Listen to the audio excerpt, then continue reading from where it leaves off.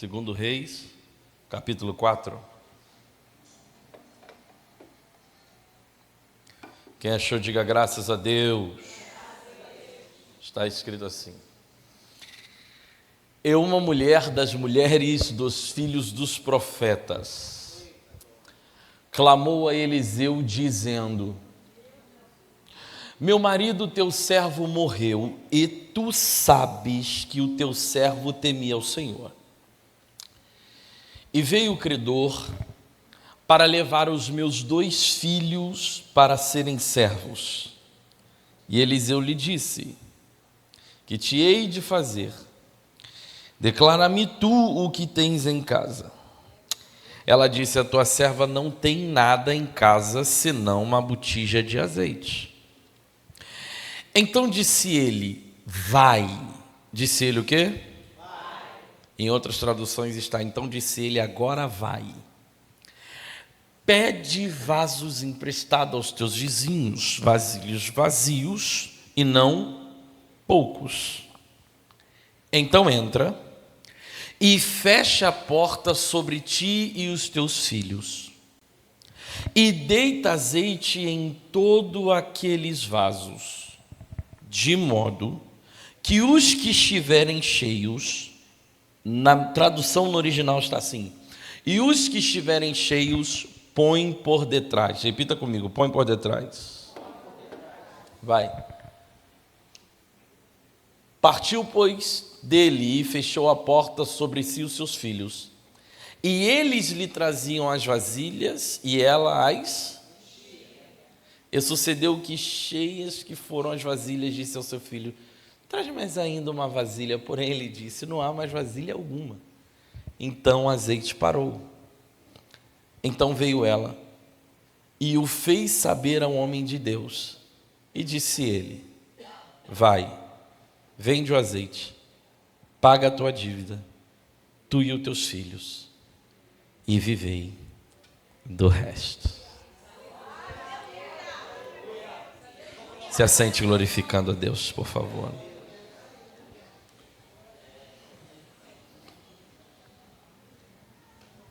Amém. Quem me ouve, diga amém. Amém. Amados, esse texto é conhecido por todos nós, só que não se fala da árvore chamada Eliseu sem citar a raiz chamada Elias, porque a árvore chamada Eliseu é fruto de uma raiz chamada Elias. E o interessante é que Elias, de fato, é um dos homens mais importantes do Antigo Testamento. De todos os homens que viveram no Antigo Testamento, 3, de fato, tiveram uma importância principal ao povo judeu. O primeiro foi Abraão, do qual Deus chamou e fez dele pai da fé, e todas as promessas estão fundamentadas nele. O segundo, depois de Abraão, foi Moisés, que tirou o povo do Egito. Pode tirar o fundo. Tirou o povo do Egito e fez, através de 10 mandamentos, 613 leis que regiam tanto o povo de Israel até a terra prometida. E até hoje, essas 613 leis, com raiz nos 10 mandamentos, o povo de Israel segue à risca. Então Abraão é o pai da fé. Moisés é o legislador que vai trazer as leis civis para que o povo viva em sociedade. Mas o terceiro homem importante no Antigo Testamento é Elias. Porque Elias representa os profetas. A ponto de que todas as vezes que Israel passava por crise, eles lembravam de Elias. Elias, o profeta Elias, é o precursor dos profetas porque ele apareceu na hora da crise. Quando Acabe se casa com Jezabel e ela traz todos os deuses estranhos para dentro de Israel, Elias vai aparecer para resolver a crise, fazendo fogo descer do céu e matando todos os profetas de quê?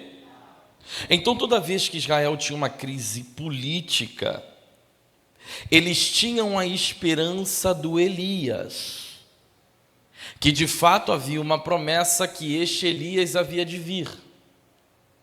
Isso era tão verdade que quando Israel passou e foi oprimida pelos romanos, Jesus perguntou: quem diz os homens que eu sou? Dizem, mestre, uns dizem que tu é Elias. Porque como eles estavam subjugados por Roma, quem é o profeta que resolve as crises? Elias. Então Moisés e Elias foram principais, porque um é legislador da lei e o outro percussor dos profetas. Isso é tão verdade que quando Jesus vai para o Monte da Transfiguração, ele está orando, e quem aparece do lado dele? Moisés e... Por que Moisés e Elias aparecem cada um de um lado e Jesus no meio? Porque eu disse, Moisés é percussor da lei, Elias dos profetas. E em Cristo se cumpre a lei e os... Então Elias é alguém que vai ser o percussor no Antigo Testamento. E o interessante é como ele começa a aparecer no livro de Reis. A Bíblia diz, no capítulo 17 e 18, que Israel está em crise e Elias aparece. Quando Elias aparece, a Bíblia começa dando a nós e nos informando quem é o profeta. Nós começamos no capítulo 17, da parte que Elias pastor Cristiano, diz assim: não haverá chuva e não passará orvalho segundo a minha... Mas o texto não começa assim. O texto começa: e este era Elias, o tisbita, um dos moradores de Gileade. Então falou quem ele era, falou da onde ele era, e a raiz dele que era da tribo de Gileade. Depois que mostrou quem ele era, da onde vinha e sua raiz, aí a Bíblia diz que ele aparece a Acabe e exerce o ministério. Aí ele diz assim: segundo a minha palavra, não haverá chuva e não passará orvalho. Mas antes do exercício do ministério de Elias e ele profetizar para a chuva parar, primeiro a Bíblia mostrou quem ele era, da onde ele vinha e a sua raiz. Porque o seu ministério nunca vai vir na frente do seu caráter. Primeiro o caráter dele é apresentado, para o ministério dele vir depois. Então a gente precisa entender que Deus não quer mostrar nossos talentos. Primeiro Ele quer mostrar nossa essência. A essência não vem primeiro na frente dos talentos. Então Deus primeiro mostra a raiz de Elias e depois o exercício dele. Aí o interessante é que olha como Elias chega falando para o rei Cristiano. Ele diz assim: eu estou em casa, tá, gente? Ele chega e diz assim: segundo a minha palavra não haverá chuva e não passará orvalho. Mas quando ele encontra o Acabe, é um detalhe no texto que a gente passa. Ele diz assim para Acabe: bendito seja o Senhor cuja face eu estou. Não haverá chuva e não passará orvalho. Quando ele diz assim, bendito seja o Senhor cuja face eu estou, ele está dizendo assim: Acabe, eu estou cara a cara, estou tete a tete, estou íntimo dele, e por causa disso, segundo a minha palavra, não vai acontecer nada. Aí ele profetiza e o céu seca. Aí quando o céu seca, diz assim: e veio a palavra de Deus a Elias dizendo: retira-te daí e vá para o ribeiro de Querite. Gente, Elias acabou de profetizar na frente do rei, sim ou não? O ministério dele ficou conhecido em todo Israel. E quando o ministério dele bombou, sabe o que Deus falou para ele? Sai daí. Eu vou fazer o seguinte, vou te dar o endereço. Vá para o ribeiro de quê? A palavra Querite no original significa lugar do corte na medida certa. Deus mandou ele para onde? Para o quê? Lugar do corte na medida certa. Quem era Elias? Acabe, bendito o Senhor cuja face eu estou. estou tete a tete. Aí Deus diz: Elias, vai para o lugar do corte. Na medida certa. O que Deus estava mostrando para Elias? Estava mostrando para ele: Elias, você está exercendo o ministério, mas ainda não está na minha medida. Não é sobre o quanto nós estamos na igreja, é o quanto na medida de Deus a gente está. O problema dessa geração é que está exercendo o ministério fora da medida de Deus. Elias é a prova que fora da medida a gente pode fazer chuva parar, pode cantar, pode profetizar e pode fazer. Mas Deus está dizendo que nesta noite não, tem o Querite te esperando. Porque Deus está te convidando aí para Ele, para colocar na medida certa. Aprenda uma coisa: o exercício do ministério não nos isenta do quanto ainda precisamos ser tratados. Então Elias está exercendo o ministério de Elias, vá para Querite. Por quê? Isso ainda não está na minha medida. Está fazendo chuva parar, está dizendo que a gente é íntimo, mas tem coisa aí que eu tenho que reparar. E o interessante quando Deus diz lá, diz assim: Elias vai para Querite e fica perto do ribeiro, de frente para o Jordão, porque lá eu já disse, dei ordem aos corvos que te o quê, gente? Então Deus mandou ele lá porque Deus tinha ordenado os corvos que fizessem o quê? Sustentasse ele, sim ou não? Só que tem um problema. Das 613 leis que Moisés escreveu, corvo é animal impuro. E Elias era profeta, conhecedor da lei. Como é que Deus manda ele para lá e diz para ele: eu vou enviar corvos? Deus tinha que enviar outro animal. Uma pombinha branca, uma águia. Não, Deus diz assim: Elias, eu enviarei corvos. E como é que Elias, conhecedor da lei, lidar com isso? O historiador diz que os corvos traziam pão e carne para Elias. Escute isso. E deixava o pão e a carne. Elias, por ser conhecedor da lei, via os corvos deixar o pão e a carne. Mas enquanto os corvos estavam ali, ele não se aproximava dos corvos. Quando os corvos iam embora, aí ele estava autorizado para se aproximar do pão e da carne. Elias me dá uma grande lição. Deus às vezes permite eu conviver com os corvos, só não me dá direito de se contaminar com eles.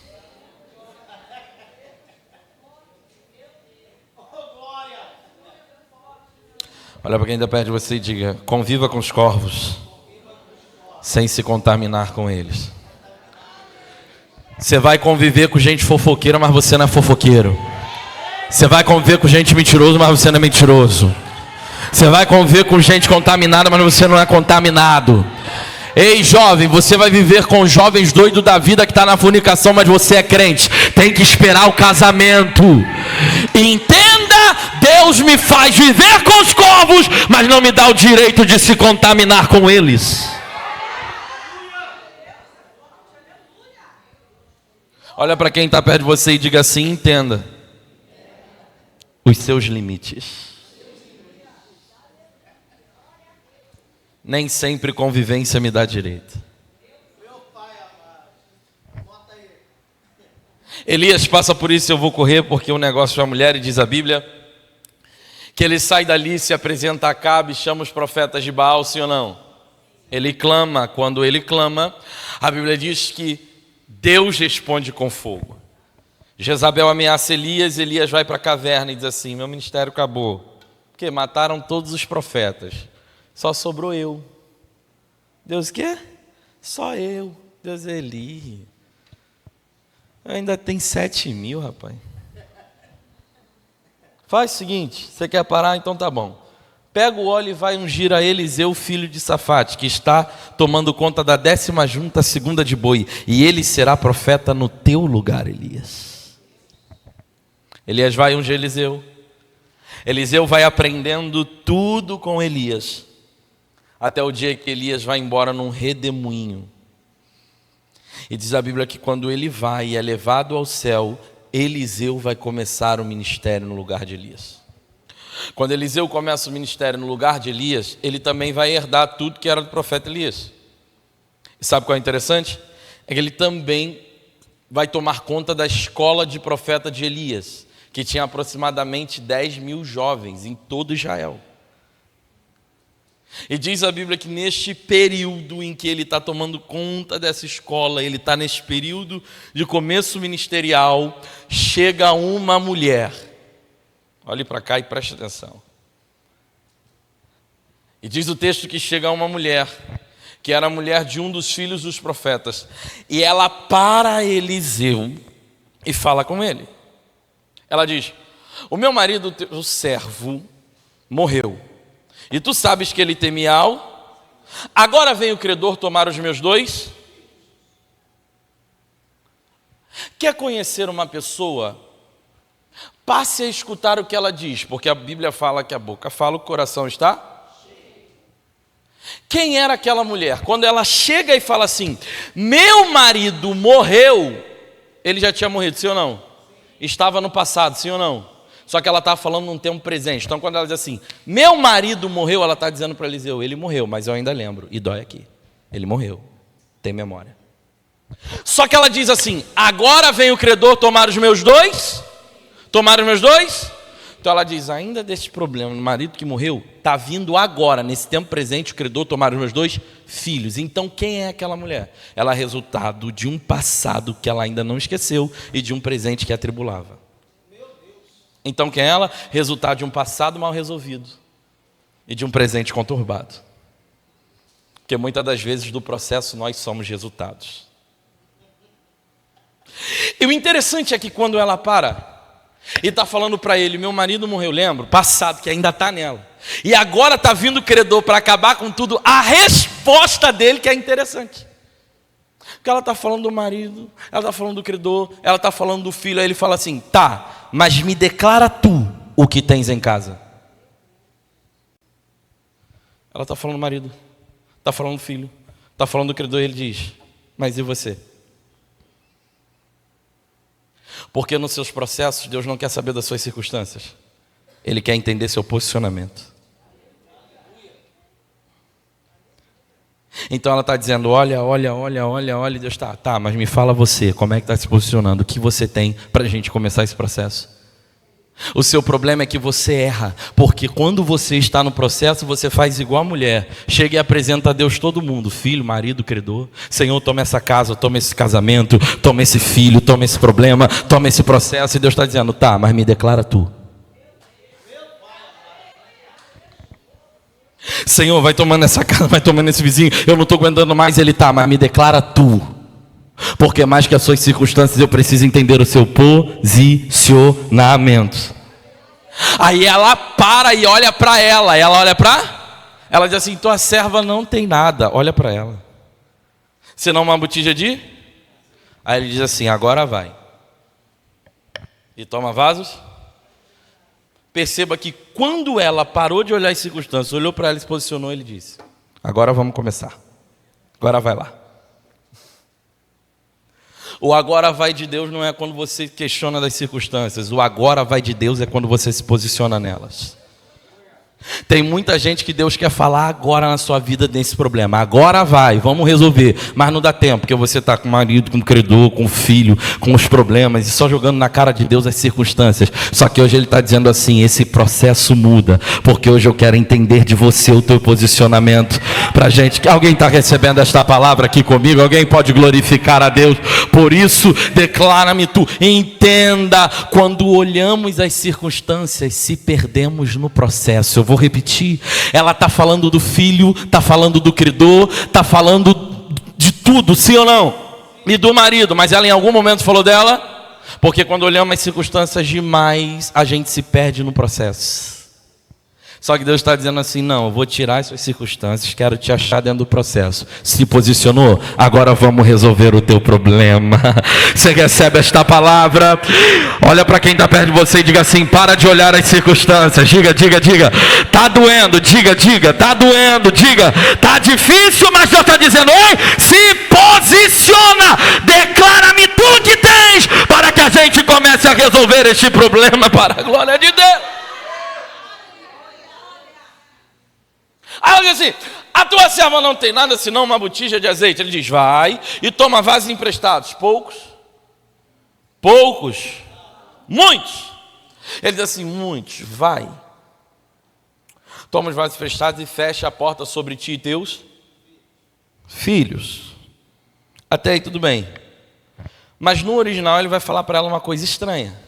Ele vai dizer assim, de modo que você comece a encher os vasos e os que estiverem cheios, põe por detrás. Põe para onde? Por que ele está mandando ela colocar os vasos por detrás? Gente, é óbvio. Eu estou enchendo o copo aqui. Antes dele transbordar, eu vou fazer o quê? Vou tirar e no máximo vou pegar outro. Por que ele está dizendo para ela assim, olha, mas faz com detalhe. Quando for tiver cheio, você para e põe por detrás. Por quê? Porque Eliseu estava ensinando ela a dinâmica do novo de Deus. Para ela e para sua casa. Quem era aquela mulher? Meu marido morreu? Um passado mal resolvido, e Eliseu está tratando isso. Ele está dizendo, entenda, que o novo de Deus só se manifesta quando você coloca para trás o que passou.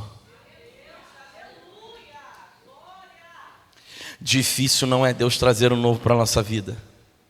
Difícil é Ele ver em nós disposição para deixar o que um dia foi.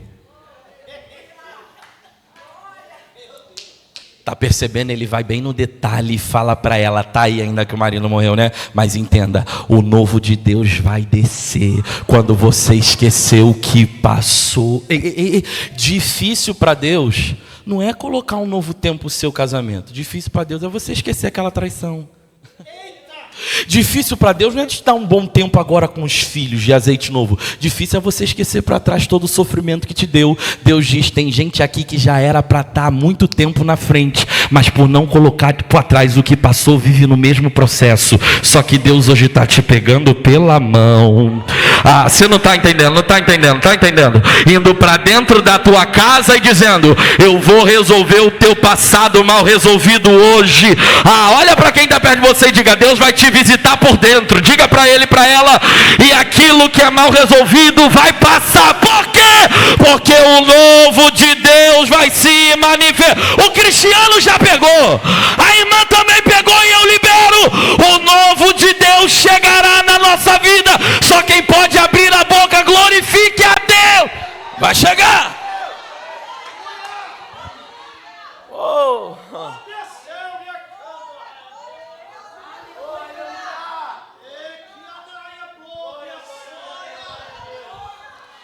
Ele está dizendo, mulher, o marido que morreu, você ainda lembra, né? Então vai colocando por detrás o passado que o novo vai chegando, vai. Coloca esse vaso para trás que chega o novo de Deus. Eu não sei o passado que ainda no seu subconsciente dói na sua alma, mas eu vou te dizer, o óleo de Deus vem para tratar você nesta noite.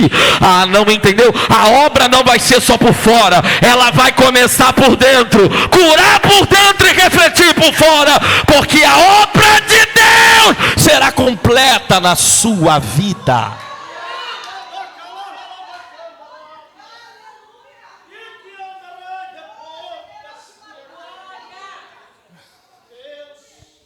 Eu já vou entregar.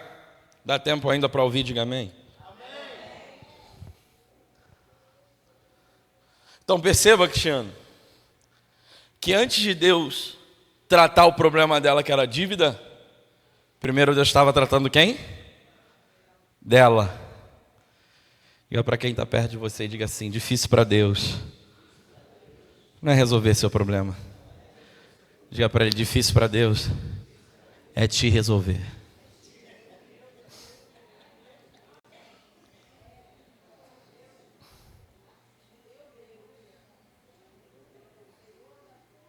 Mas Eliseu está resolvendo tanta coisa naquela casa, que ele agora está tratando da mãe. E quando ele trata da mãe, o texto também vai tratar a casa, porque os filhos vão ser envolvidos no processo. Então ele não vai tratar só dela, vai tratar da casa. Olha o que o texto diz. De modo que os seus filhos, preste atenção, de modo que os seus filhos lhe traziam vasos, e ela enchia. Então o processo está envolvendo só ela? Está envolvendo a casa. Filhos estão trazendo vasos e ela enchia. Perceba, ela só está conseguindo produzir o óleo e encher os vasos porque os filhos estão trazendo o que para ela? Os filhos estão trazendo por quê? Então ela só está conseguindo gerar azeite porque os filhos estão trazendo vasos. Deixa eu te ensinar uma coisa. Você sabia que na obra de Deus, o quanto você produz espiritualmente depende do quanto suporte sua casa te dá? É por isso que quando você vem para a igreja, o diabo segura eles no mundo. Porque o diabo sabe que se segurar eles no mundo, você não recebe o apoio e fica limitado de gerar espiritualmente. Aí Eliseu olha e diz: não vai ser só em você. Deus vai tomar a tua casa toda.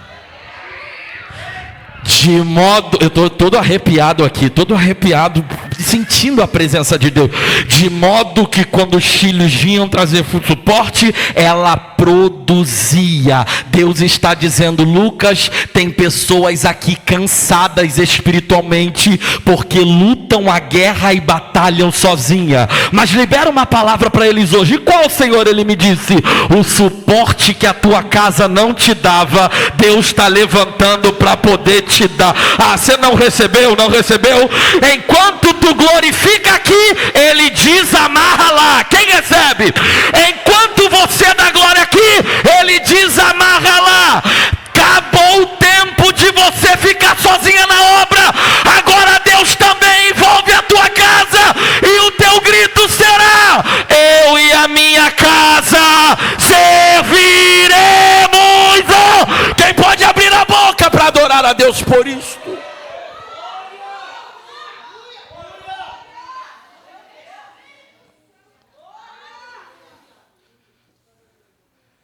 É por isso que as irmãs de oração às vezes estão na mesa assim, querendo desistir e se sentindo cansadas. Aí Deus diz: não é você que vai desamarrar, vai ser eu que vou desamarrar. Ah, irmão, é para quem receber. E os seus filhos e tua casa vai levar o suporte para você gerar. Quem vai desamarrar é quem? Quem vai até você é o suporte. Deus está dizendo: os filhos, pela palavra o quê? Levavam os vasos. Então entenda e não se assuste, porque você agora não vai chamar para vir para o culto. Domingo ele vai se arrumar, botar roupa e dizer: mãe, eu posso ir para o culto junto com... Ah, você não entendeu. A tua força não desamarrou desses anos todos, mas a força do Todo-Poderoso vai desamarrar aquilo que estava preso na tua casa. Eu não sei se tu recebe, mas o teu glória aqui está dando luta espiritual no mundo. Só que nessa luta a tua casa é desamarrada, destravada, e o suporte chega. Entenda, você não será mais limitado espiritualmente.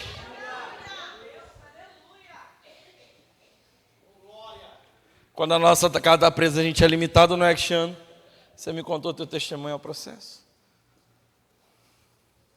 Só que o interessante é que Deus está trabalhando naquela casa toda, e os filhos estão trazendo os vasos para ela, e ela está depositando azeite. Então, enquanto ela está depositando azeite e os filhos estão trazendo vasos, o que está tendo aqui? Proxime. Alguém comigo, gente? O que está acontecendo aqui? Proxime. Porque eles têm que levar para ela tem que chegar perto para pregar.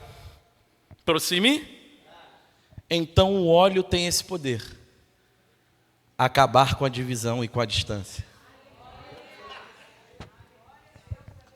Diga: o que acaba com a contenda não é só gritaria.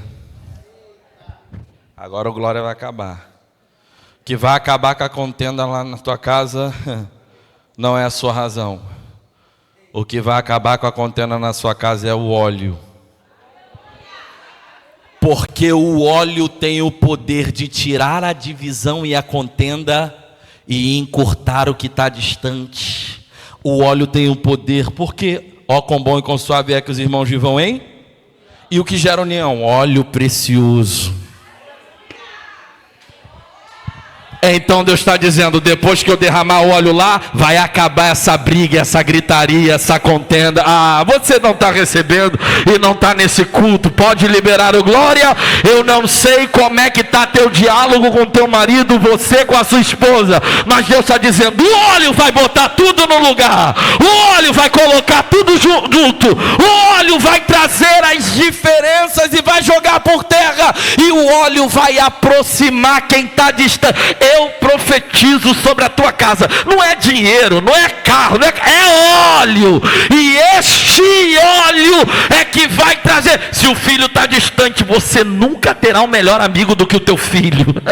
Se a tua casa não está se entendendo, você vai se espantar a partir dessa noite. Quando tu pisar, você vai dizer, o que aconteceu? O Espírito Santo vai dizer, é o meu óleo que está aqui, ó. O meu óleo está trazendo de volta a harmonia perdida. Eliseu não está tratando só dela, ele está tratando do processo inteiro. Só que esses filhos só estão levando vasos, porque eles estão vendo uma mãe que está gerando Então por que está tendo proximidade? Porque ele está vendo a mãe ali, ó, gerar. E o que ela está gerando está incentivando os filhos de chegarem. Você sabia que a questão de harmonia da sua casa depende do que você gera?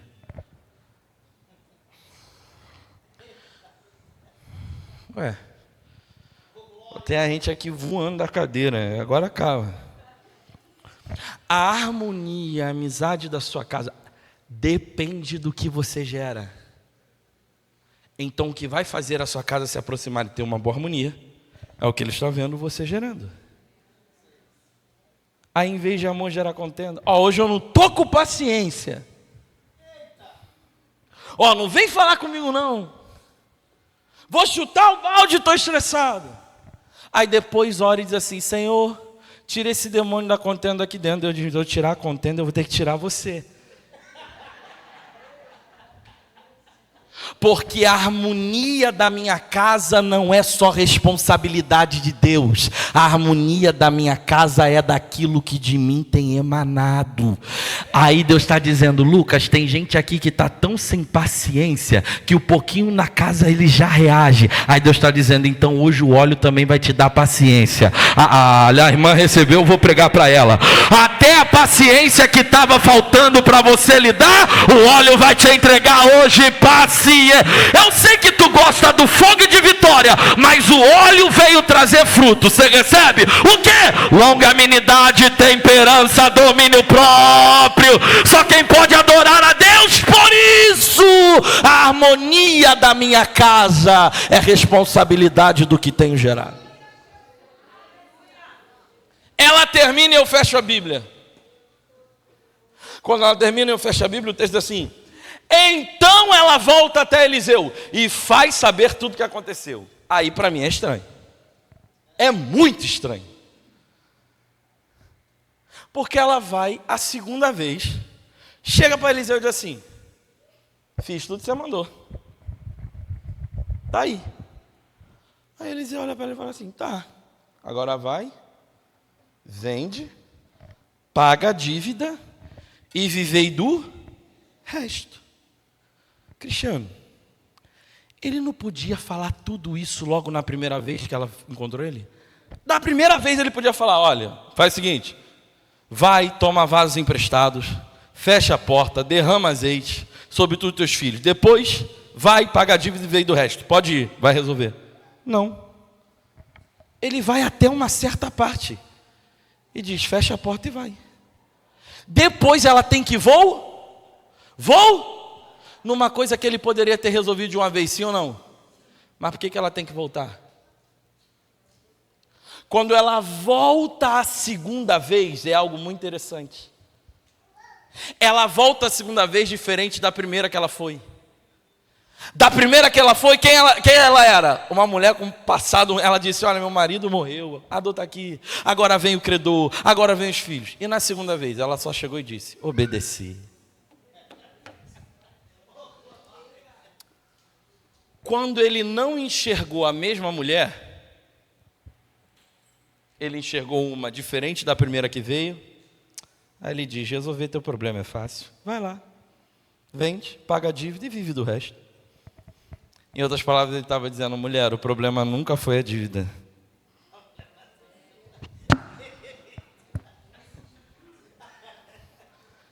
O problema só era você. Agora que você voltou, diferente da primeira vez que você veio e só obedeceu, resolver teu problema é fácil. Porque o difícil para Deus nunca foi resolver seus problemas. O difícil para Deus sempre foi te resolver. Aí quando ela obedece, Deus diz assim: agora vai, paga tudo e vive do resto. O processo só muda. Não é quando o profeta vem e diz: eis que te digo.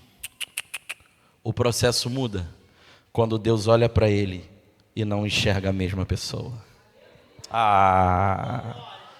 Fica de pé comigo.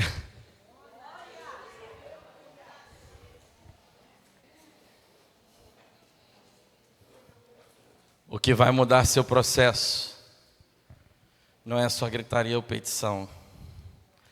É Deus olhar lá de cima e dizer: não é mais a mesma pessoa. Como não é a mesma pessoa, o processo também não pode ser o mesmo. O processo e o querer só vem para te colocar na medida que você está fora. Eu repeti isso aqui para você não esquecer. O processo e o querer só vem para te colocar na medida que você está fora. Esse problema da sua casa, esse problema da sua família, resolver para Deus é fácil. Mas antes de resolver o teu problema, Ele precisa te resolver. Porque o processo só muda quando você não for mais o mesmo. Irmãos, eu preguei essa palavra que Deus colocou no meu coração esta noite. Mas tem pessoas aqui que precisam de paciência para lidar com o processo. Que precisam de volta ter de Deus um óleo diferenciado para poder lidar com os problemas. Perceba que o que resolveu o problema dela não foi todos os vasos. Foi a pequena botija. Porque foi da pequena botija que todos os vasos foram? Foi da pequena botija que todos os vasos foram? Ela já tinha botija em casa, sim ou não? Só não estava sabendo usar. Porque muitas vezes o que falta no nosso processo é sabedoria para lidar com o que Deus já liberou.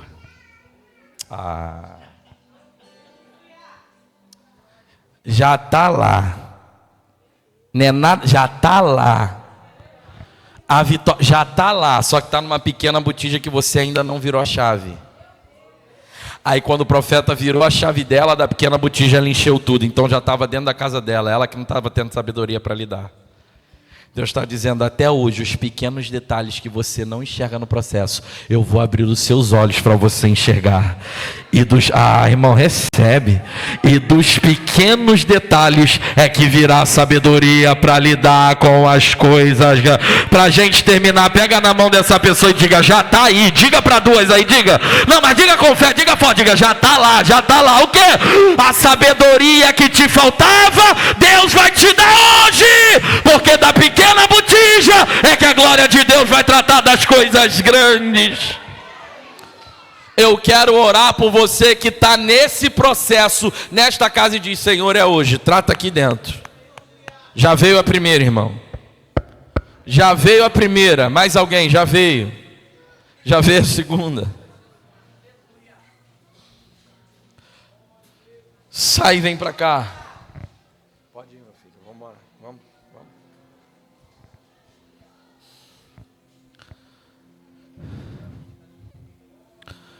Feche teus olhos e diz: Senhor, me ajuda a lidar com a pequena botija. Eu quero pedir ao pastor Cristiano e ele vai orar por você. E quando ele clamar por você, você vai sair daqui. E você hoje vai sair diferente para a glória de Deus.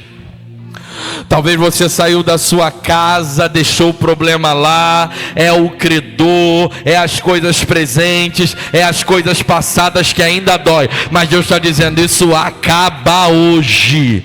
Já tem alguém recebendo aqui na frente, tem alguém recebendo aí atrás também a glória de Deus? Tem alguém recebendo aí no meio da igreja o que Deus está fazendo? Deus está liberando sobre você uma palavra. Eu não vou alcançar só você, mas eu vou alcançar a casa inteira. O suporte que faltava vai hoje. Quem recebe esta palavra, tu não está sozinha nesta guerra. O óleo vai passar na tua casa e arrumar o que está bagunçado lá dentro. Pastor Cristiano, ora por favor.